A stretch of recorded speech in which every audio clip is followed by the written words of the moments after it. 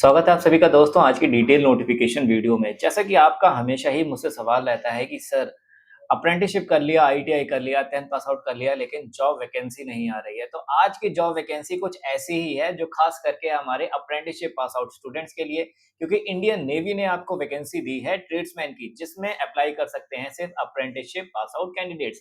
तो क्या है ये vacancy, total number of seats क्या है, ट्रेड कौन-कौन सी एलिजिबल हैं और फॉर्म कब से अप्लाई करना है और कब तक अप्लाई कर सकते हैं, इसके बारे में हम डिटेल में जानेंगे। तो वीडियो को एंड तक जरूर देखें। तो दोस्तों आप सभी को स्क्रीन पे हमारा आज का नोटिफिकेशन तो शो हो रहा है, जो कि है मिनिस्ट्री ऑफ डिफेंस की तरफ से, recruitment of civil personnel in Indian navy.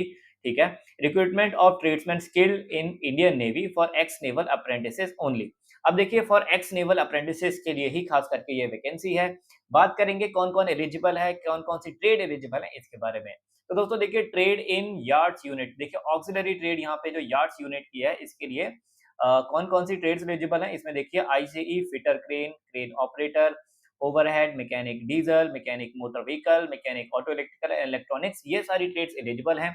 इसके साथ ही एससी कैंडिडेट्स 6 सीट्स रहेंगी, एसटी कैंडिडेट्स के लिए 2 सीट्स हैं, ओबीसी के लिए 16 है, ईडब्ल्यूएस के लिए 7 है, अनरिजर्व के लिए 18 है और टोटल नंबर ऑफ सीट्स देखने को मिलेंगी आपको 49। इसी तरह देखिए, सिविल वर्क्स के लिए भी कौन-कौन सी ट्रेड्स एलिजिबल रहेंगी। तो सिविल वर्क्स के लिए देखिए, यहाँ पे आपको देखने को मिलेगा मेसन की ट्रेड एलिजिबल है, मेसन बिल्डिंग कंस्ट्रक्टर की, बिल्डिंग मेंटेनेंस एंड टेक्नीशियन की ट्रेड एलिजिबल रहेगी। इलेक्ट्रिकल यार्ड्स के लिए पावर इलेक्ट्रीशियन और इलेक्ट्रीशियन, इसी के साथ में इलेक्ट्रिकल इलेक्ट्रोप्लेटर, ये 3 ट्रेड्स एलिजिबल रहेंगी इलेक्ट्रिकल यार्ड के लिए। नंबर ऑफ वैकेंसी देखिए आप सभी को स्क्रीन पे शो हो ही रही है। आप वीडियो को पॉज़ करके अपनी नंबर ऑफ वैकेंसी देख सकते हैं। इसी के साथ में आप डिस्क्रिप्शन बॉक्स से हमारा ये आज का नोटिफ़िकेशन भी डाउनलोड कर सकते हैं। नोटिफिकेशन का लिंक और अप्लाई लिंक दोनों ही आपको डिस्क्रिप्शन बॉक्स में और कमेंट में मैंने पिन कर दिए हैं, आप वहां से देख सकते हैं। तो नंबर ऑफ वैकेंसी देखने के लिए आप वीडियो को पॉज कर लीजिए। कौन कौन सी ट्रेड एलिजिबल है वो मैं आपको बता देता हूँ। कंप्यूटर फिटर, देखिए यहाँ पे इलेक्ट्रॉनिक्स एंड गिरो जायरो के लिए कौन कौन सी ट्रेड्स एलिजिबल हैं, आप सभी को स्क्रीन पे शो हो रहा है। मैं सभी ट्रेड्स हाईलाइट कर देता हूँ, आप वीडियो को पॉज करके देख लीजिएगा।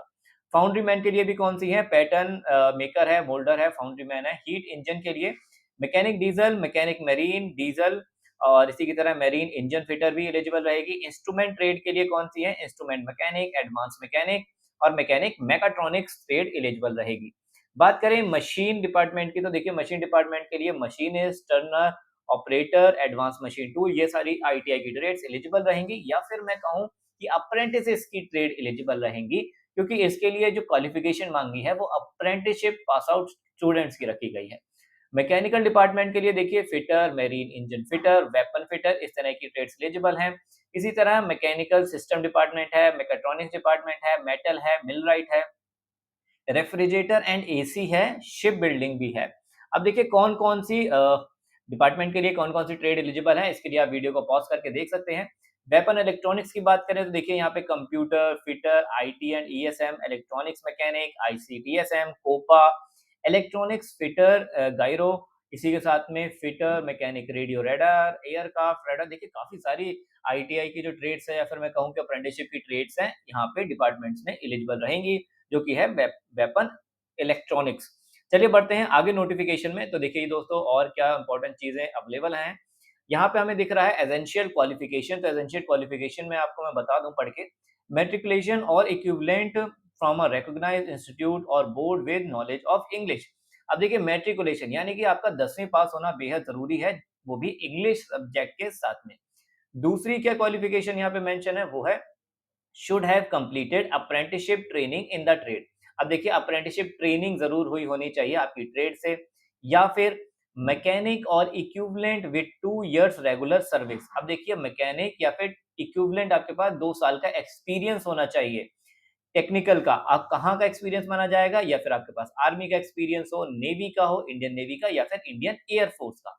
तो इस तरह की अगर आपके पास एक्सपीरियंस है तो भी आप इस वैकेंसी में अप्लाई कर सकते हैं।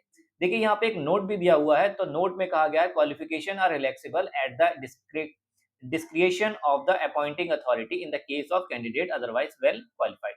अब देखिए ये तो अथॉरिटी पे डिपेंड करता है कि क्वालिफिकेशन, फाइनल क्वालिफिकेशन क्या रहेगी उनकी चॉइस के अकॉर्डिंग या फिर उनके रूल्स एंड रेगुलेशन के अकॉर्डिंग। मेथड ऑफ रिक्रूटमेंट की बात करें तो देखिए मेथड ऑफ रिक्रूटमेंट रहेगा इसमें आपका बेसिकली एक एंट्रेंस एग्ज़ाम होगा और एंट्रेंस एग्ज़ाम के बेसिस पे ही आपका फाइनल सिलेक्शन किया जाएगा। और कौन-कौन सी चीज़ें इम्पोर्टेंट है वो मैं आपको बता देता हूँ। थोड़ा-सा हम अपने नोटिफ़िकेशन में नीचे जाएँगे। दोस्तों बात कर लें एज लिमिट की तो देखिए यहाँ पे एज लिमिट क्या रहेगी बिटवीन 18 एंड 15 इयर्स। देखिए एज लिमिट आपकी होनी चाहिए 18 से 25 साल के बीच में, ना 18 साल से कम और ना 25 साल से ज़्यादा, इस बात का खास ध्यान रखिए। एज लिमिट दी गई है तो एज रिलैक्सेशन तो ज़रूर ही दी जाएगी जो कि है एससी एसटी कैंडिडेट के लिए 5 साल की, ओबीसी कैंडिडेट के लिए 3 साल की, पीडब्ल्यूडी कैंडिडेट्स के लिए अगर पीडब्ल्यूडी कैटेगरी में आप अप्लाई करते हैं, यानी कि आप पीडब्ल्यूडी कैटेगरी से हैं, तो जनरल के लिए 10 साल की एज रिलैक्सेशन है, ओबीसी के लिए 13 साल की, इसी तरह एससी-एसटी के लिए 15 साल की एज रिलैक्सेशन यहाँ पे आपको देखने को मिलेगी। ईएसएम की बात करें, ईएसएम कैटेगरी की देखिए period of military service plus 3 years. अब देखिए यहाँ पे थोड़ा-सा टेक्निकल टर्म है जो कि है खास करके मिलिट्री सर्विस के लिए, जिन्होंने ऑलरेडी मिलिट्री में सर्विस दी है।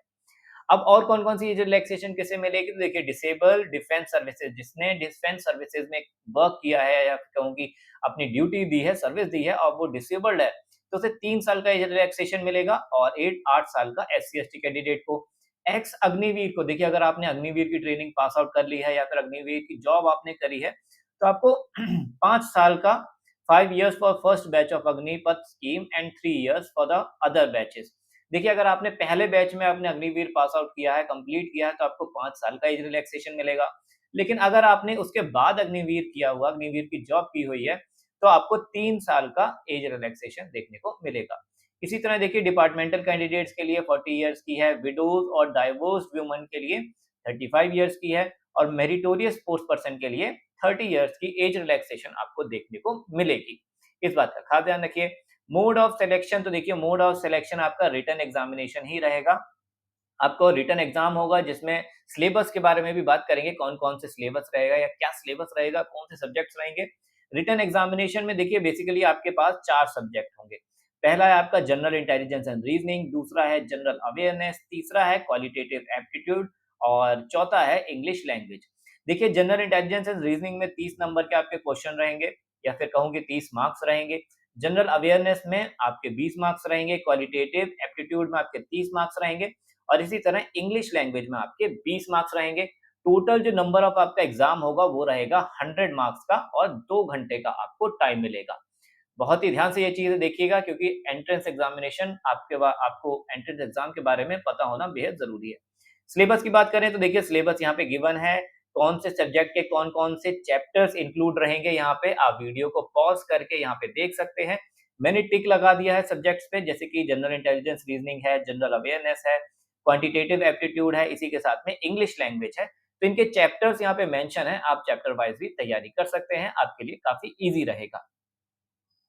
डेट ऑफ एग्जामिनेशन यहाँ पे देखिए मेंशन है, डेट ऑफ एग्जामिनेशन आपकी जो रहेगी वो आपको वेबसाइट पे और आपकी ईमेल आईडी पे फॉरवर्ड कर दी जाएगी। वेबसाइट यहाँ पे देखिए मेंशन है online registration portal dot in. ये लिंक आपको देखिए अप्लाई लिंक भी सेम ही रहेगा, आपको मिल जाएगा डिस्क्रिप्शन बॉक्स में।